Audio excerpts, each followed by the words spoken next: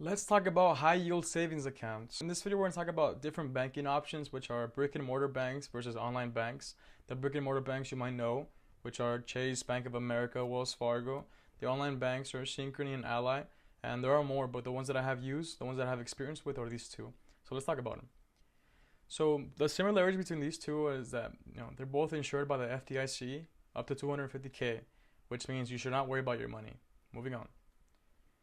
The main difference between these two banks is the APY, the annual percent yield, which essentially is the money that you're going to get at the end of the year, assuming you leave the money in for a full year.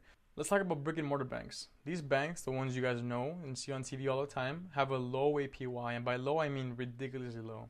0.01% is what you're going to get back at the end of the year. 0.01, let's put it in perspective. $100,000 left in one of these banks, Chase, Bank of America, Wells Fargo, in 1 year will give you $10. This is really low. The way the banks work is that they get your money and they circulate it. And that means they're making money off of your money, but they're not giving you anything back. $10 for $100,000 is nothing. It's really ridiculous how little they give you. Online banks such as Ally and Synchrony have a higher APY. I say higher because there are other options like certificate of deposits which have higher APYs, but those are not part of the savings category. They're more of a fixed term savings, which means that you can't take out your money for a certain time period, which these savings accounts that I'm talking about in this video can be pulled out whenever, the money at least. These APYs are closer to 1%, and most have an ATM option, but I would recommend staying away from that because the point of having a savings account is to leave the money in there and let it grow freely. And the example would be if you have $100,000, you're going to have $1,000 at the end of the year, assuming a 1% APY, which is what these online banks tend to offer. Here we can see Ally's rates compared to its competitors.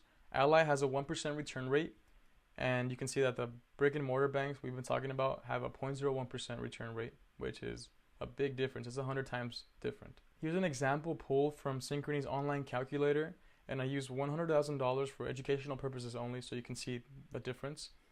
As you can see, the APY is 1.05, which is a little bit higher than Ally's, but it's not a deciding factor. It's basically the same. As you can see, that in 6 months, you're going to have $521 gain.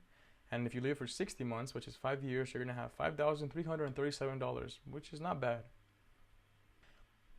Logistics. So we can pull out money whenever you need it, but there is usually a 3 to 5 day waiting period, depending on the bank. And it's easy to set up and link with your bank account. It has great customer service, and Ally has a phone app, but Synchrony does not. But that doesn't matter because you can access them through the web anyway, through your computer, and it's super easy to do it like that. In summary, go to ally.com or synchronybank.com and open up a savings account. I would recommend that you put most of the money that you have in your brick and mortar accounts into this online saving account because you don't want to keep losing money, right? And the tip is to set up a monthly automatic transfer. This way, you're going to have money going into these online savings account, and they're going to grow freely. The money's going to grow freely, and you won't even notice it's gone. The quote of the week is, do not save what is left after spending, but spend what is left after saving. Warren Buffett. Thanks for watching, and see you next time.